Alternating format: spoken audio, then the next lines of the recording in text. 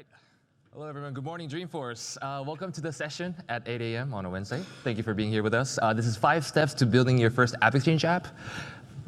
My name is Danny Chang, and I'm part of the ISV Tech Enablement team. And I'm Liz Brooks, and I'm also on the ISV Technical Enablement team. And as part of our day job, we work with our ISV partners, meaning partners that develop on the AppExchange or reseller partners that develop on our platform and make sure all the technical portions are they're using the platform in the right direction. This is a forward-looking statement slide. Please remember that Salesforce is a publicly traded company, and when making your purchasing decisions, please do so based on what's currently available today and not based on any forward-looking statements that we might make during the presentation. Okay, here's the agenda for today. We're going to start with, before you get started developing your app, what should you do? You should also develop your app.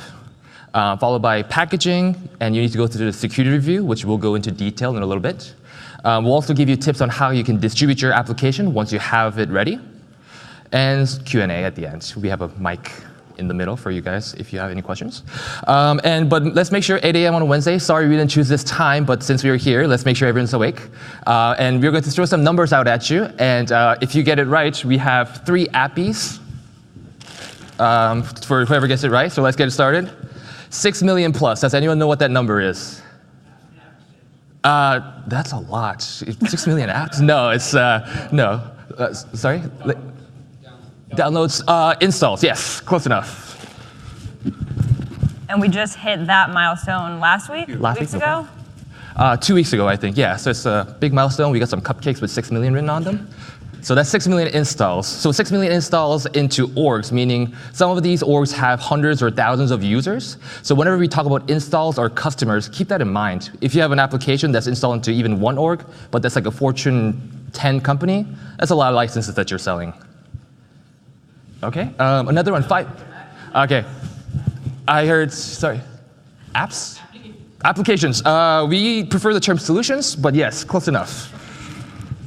And the reason why we're saying solutions is the AppExchange, which is the Salesforce store, is growing to have more than just apps. So you can list, for example, community Bolt solution templates. You can do Lightning components, flow components. So we're trying to shift from thinking of just an application, but solutions that you can build greater applications with. Right, even if you have a Lightning component that you embed into your page, you can sell that on the AppExchange and make some money out of it too.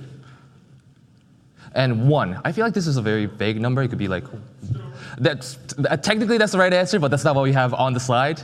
1, yes, gentlemen, over here.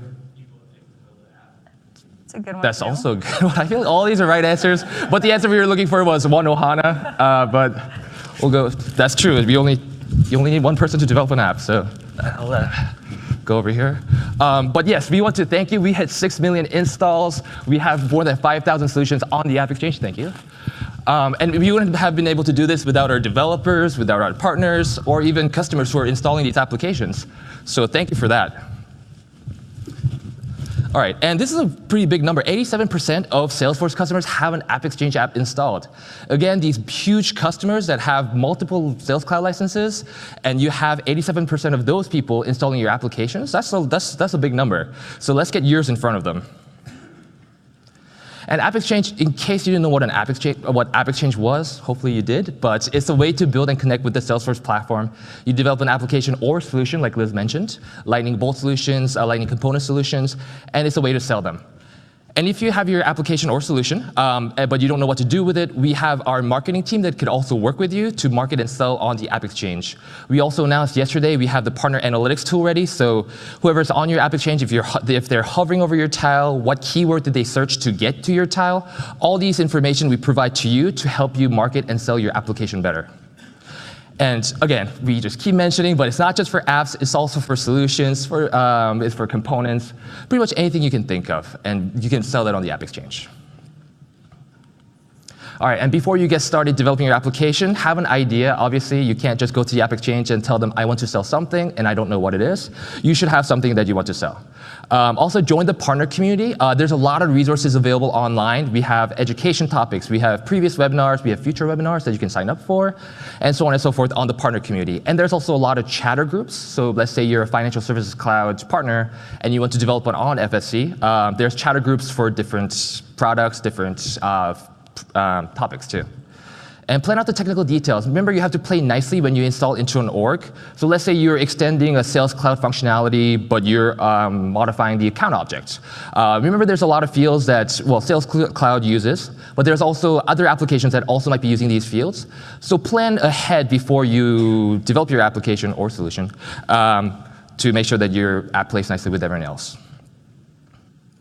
This is just a quick screenshot of partner community and what it looks like. You can register to get access to our technology. Someone from the business side will also reach out to you to make sure that the app is compatible with everything else that we have as Salesforce as a company.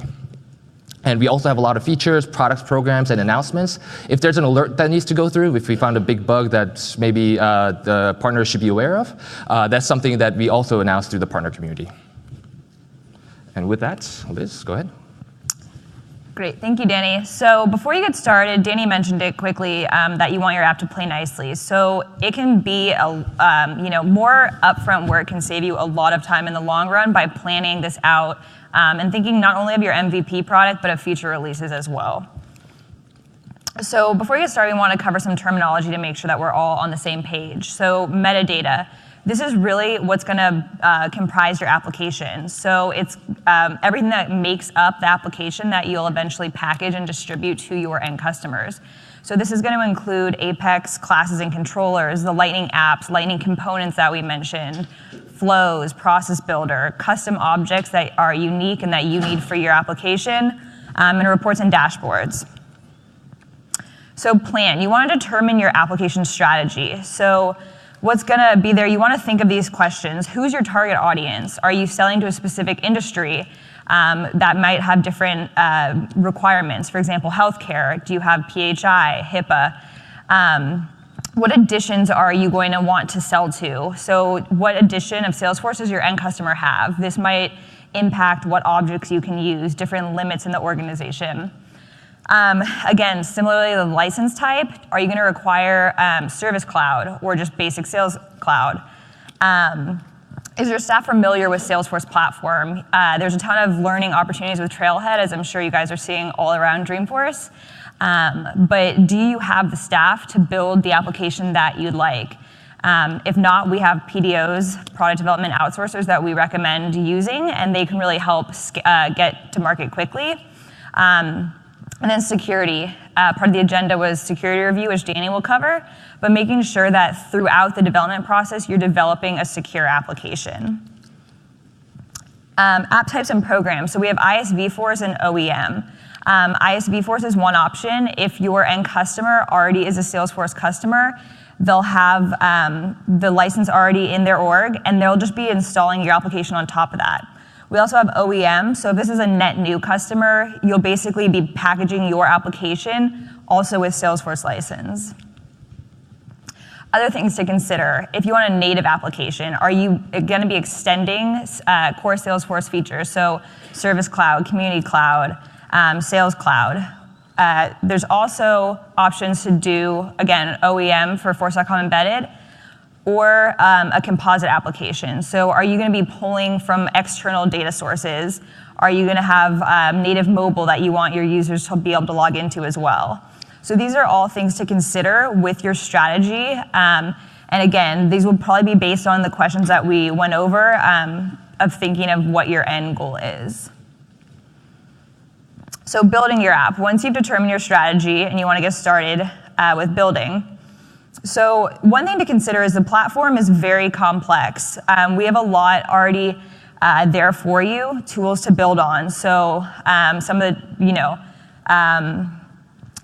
so there's the different, what am I trying to say here? The Service Cloud, Sales Cloud, we have all that foundation, and that's going to be the same from application to application. To keep in mind here is that 20% is what your application will be that's going to make it really unique and stand out. But we've taken care of the foundation for you so that you can focus on what's going to make your application unique. Development landscape. So when you're building, this is another big concept to keep in mind. We have something called the Environment Hub. This is where you're able to spin up your orgs to do your development in, also your testing and your packaging. When you become a partner, you get access to different orgs. One of them would be the partner developer org. And this is going to contain more licenses. You're going to have increased limits. And this is where you're going to be doing most of your development. You're also going to want to create separate orgs to test your application in, and then an org to package it up. And you want to keep these separate just to make sure that you have clean sources if you might need them. And then here's some of the tools. So again, one of the things to keep in mind is how your staff is equipped to develop the application. But we have tools that are both declarative, so point and click and drag and drop technologies, or more declarative, so heavy coding. We also have APIs to connect to external data sources, Canvas applications if you have something that's more graphically complex to be able to pull that screen or window into Salesforce. We have the mobile SDK, which is exciting too. I'm sure if you guys saw the announcement with the Apple partnership, that'll be big. Salesforce DX, the developer experience, being able to plug into different IDEs. And then again, we have the ecosystem, partner community, and Trailhead to learn about all of these and other technologies to help you build your application. So testing. So once you've had your application, you want to test it and make sure it's going to work in the orgs that you intend it to. So you start with your partner development edition org that we covered. You're going to do the development here. You're then going to have a packaging org, and you want to wait and make sure that you have a few of these. And then you want to test it in the different orgs that your end customers might be using. So you want to make sure that it's going to work as expected in each of these different orgs. So again, you want to test in all of these orgs to make sure that it works as designed. The next step would be packaging. So a package, what do we mean when we say that? This is really the container that contains all of the metadata that your application needs to function. So we have two types. We have unmanaged packages and managed packages. For the partner program for ISVs, we focus on managed packaging. There's also great benefits that come with this. So push and pull upgrades. If you make an update to your application, you're not going and doing this and update one-on-one to each customer org. You're able to push these to all your customers at once seamlessly. You're also getting your IP protected. So you're not going to have to worry about end customers taking any of your IP. This is all covered with the managed package. You're also able to do different licensing, and when it comes down to it, you want to make money too. So you're able to do either per org, per user, and different options there, and we have tools to support that.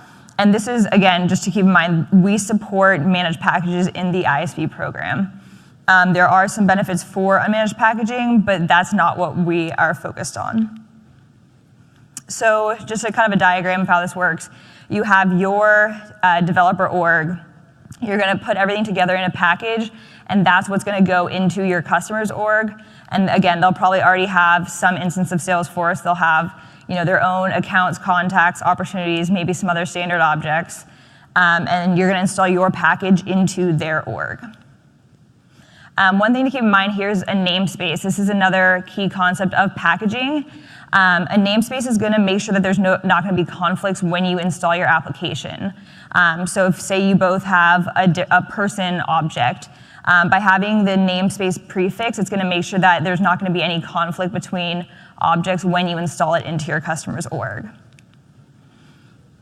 This is a view, Danny mentioned the partner community, and that's where basically you'll be doing a lot of the end work, so publishing, distributing. And so here's a view of packaging in the partner community. And with that, we'll go to security review. Security review. Just by a quick show of hands, how many people already have an app developed or solution developed on the AppExchange? All right, we have a couple. How did you guys like the security review process? Or For those of you watching online, no one's answering the question, but yes, sorry, go on. There was, 3-4 years back I have done it. Okay. So there was a checkmarks security review at that time. Right, yeah, there's reports and stuff, and but a lot of people ask, why do we even have the security review process? Well, remember that all these enterprise customers have their own IT internal processes for, making sure that your application is secure with their data. And then trust is our #1 value at Salesforce, and we make sure that, your customer can trust you, but they also trust Salesforce. So it's like a big circle of trust that we have to make sure that your application is safe for all the customers involved. And what we look for is the OWASP top 10 vulnerability risks that they have. have. OWASP is the Open Web Application Security Project. Okay, I got that right. And that's, if you go online, there's a lot of things that's listed. For example, SOCL injections, cross-site scripting, your typical web application vulnerability risks.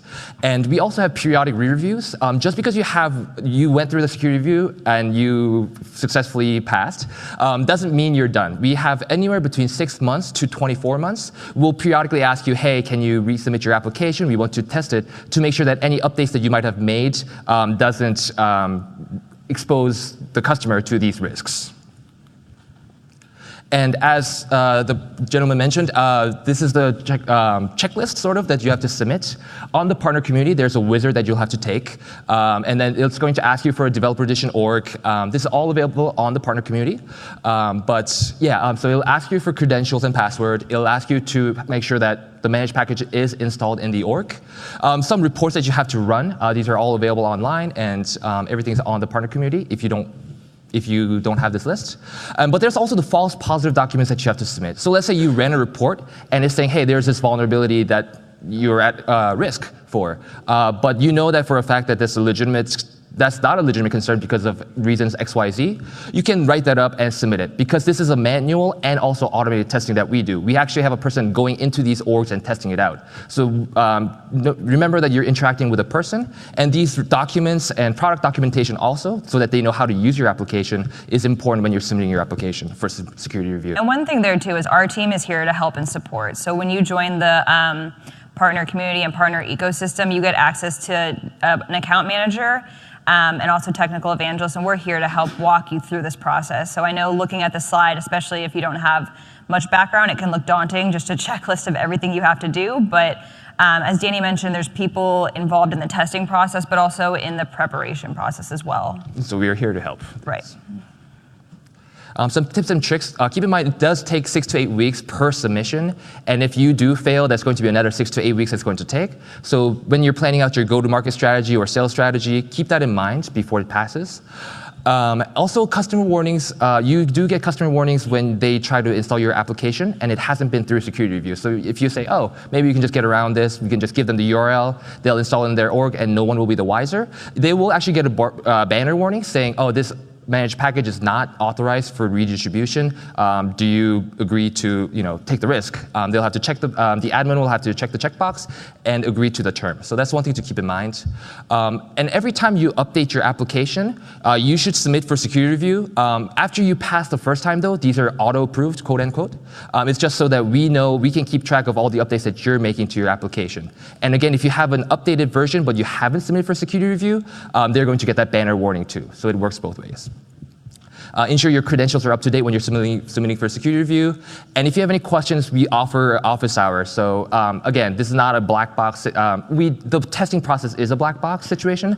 But when you're submitting for security review, we want to help you pass. So you can sign up for these office reviews. And if you have any questions related to security, you can go to the Security Developer Center that we offer. The link is on the page. I see a few people taking pictures, so I'll wait on this slide for a little bit. Perfect. And with that, let's say you have your security review done. What do you do next? Awesome. So great. You passed security review. This is really exciting for all of our partners and also sometimes for our team as well. If we have partners who've gone through it multiple times, it's exciting to get the email that you've passed. And the big thing is once you pass, you're able to publish and distribute to your end customers. So again, just kind of to overview, you have your packaging org. That's what's going to be connected to the AppExchange listing, which was in the screenshot a while back. And then you're going to install that package into your end customer orgs. This is the publishing console. So again, back to the partner community, pretty much the one-stop shop for everything that you're going to need. But one of the tabs there is the publishing console. This is where you're able to edit your listing. You'll be able to manage licenses from there. There's different applications you can install to help with those processes. But your listing, this is really a big thing to keep in mind. I think having a strong listing is really going to help with your end success. You want the app to obviously sell itself, but being able to market it properly is very important too. So having a good title and then also a tagline. Sometimes you don't really know what an app is from the title. I've been on calls with partners and sometimes just interesting to hear the story of how they got the title, because you'd have no idea what the application does. But being able to show, and also through screenshots, so if people don't want to read the whole description of what your application does, being able to flip through some screenshots quickly can sometimes tell the story as well. Another thing too here, you want to make sure that at least one of your screenshots does show Lightning. That's a requirement for new applications, is they have to be Lightning ready. So making sure that your application listing reflects that you are Lightning ready. And then pricing, obviously, and trials. So trials, we have a tool called Salesforce, and this is built into the platform. So you're able to offer the customer trials of your applications. There's different types that you can do, but just one thing to keep in mind when you're developing, and also at the end when you're ready to sell, that this is one way to kind of, it's a great tool to get customers in if they're not sure. By taking a test drive of your application, they can see the value and hopefully then converts to a purchase.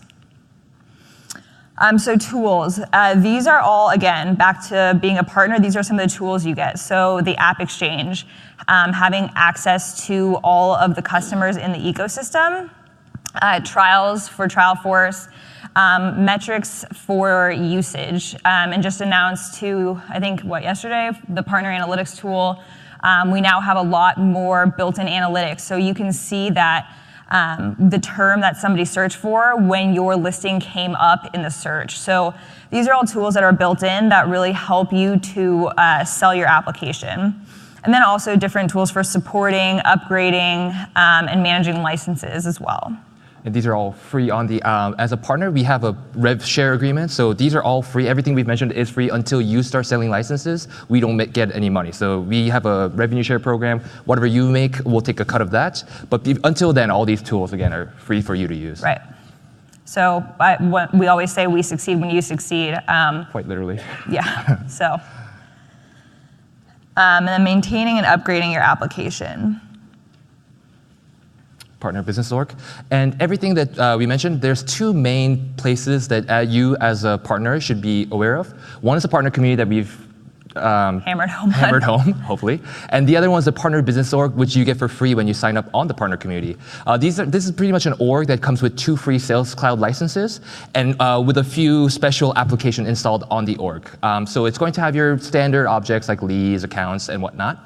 But for example, the license management application, whenever someone installs your application, it's going to create a license in this org. So you can manage your customers and even troubleshoot them.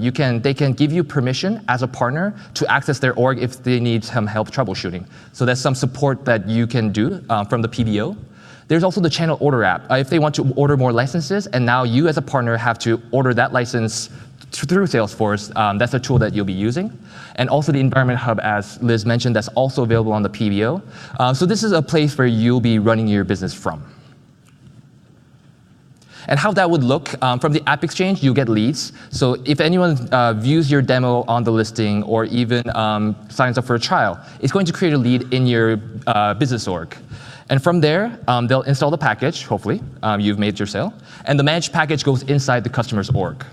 And then from there, from the PBO, you'll access their org if they need support help or to manage their licenses. And a key thing to note is that Salesforce is always innovating. I'm sure you guys know we have 3 major releases per year. And you need to identify your upgrade strategy. Just because you have a great idea and you want to push it to your customers next month, might not work out because we, as Salesforce, might make changes to our platform 3 times a year. So make sure that your release strategy kind of goes along with ours. As partners, you get access to pre-release orgs, so you have about a month to test everything that's going to come out in a month's time. And then after you've tested everything, make sure everything works, then maybe you can have a major release followed by a minor release, and then we'll have Salesforce release, and so on. So that makes sure that you're innovating as long as alongside us. So we've talked for the last 25 minutes about the steps that you need to take to the AppExchange, but what should you do now? To summarize, you should develop your application, package your solution, pass security review, 6 to 8 weeks or more if you fail, and then publish on the AppExchange and maintain and upgrade. We would suggest you take the trailhead. We have a lot of ISV-specific trailheads that you can take. These will be available on the slide after the session online. Oh. And also join the partner community. On the partner community, we have a specific chatter group for AppExchange and ISV tech enablement, which everyone from our team monitors and answers questions, almost like an online forum, so to speak. So that's also a really good resource to have. And with that, you should also visit the Partner Lodge, which this will go through. Yeah, so I don't know if any of you guys are already partners or trying to become a partner, but we have the Partner Lodge at the Park Central Hotel. That's where our team hangs out, I would say. There's ISV-specific sessions there. You can talk to technical evangelists. And then we also have space in the AppExchange Den in one of the Moscone centers. But that's where you can also talk to the business side. So if you're interested in becoming a partner, there's people there who can help you get started. Right. Even if you have an idea, we have business folks there to vet your idea, maybe come up with suggestions, and to help you get started at the Partner Lodge. And then at the Partner Lodge, we have partner guidebooks, and those will have the events that we're having. Each night, I think at 5, there's some happy hour or snacks, ice cream social. I think they had s'mores one year. So it's a social place too, and you can interact with other partners as well.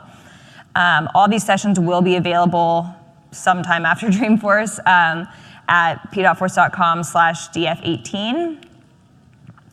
And then again, the partner community, I think we continue to talk about it, but really that's the first place to go. If you want to see anything that we covered today before the replay slides are available, if you go to partners.salesforce.com, you're going to have access to training, you're going to have access to education, to different groups to ask questions, and that's really a great place to start.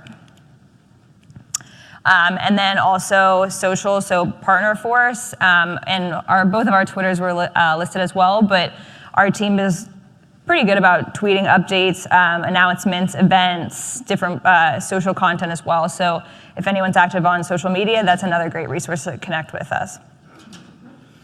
And with that, we want to thank you guys. I know, again, it's 8 a.m. early, but we appreciate you guys taking the time. And if there's any questions, we're here to answer that. No? We covered everything? Great. All right. Partner community. Worst case scenario, partner community. All right. Thank you, guys. Thank you.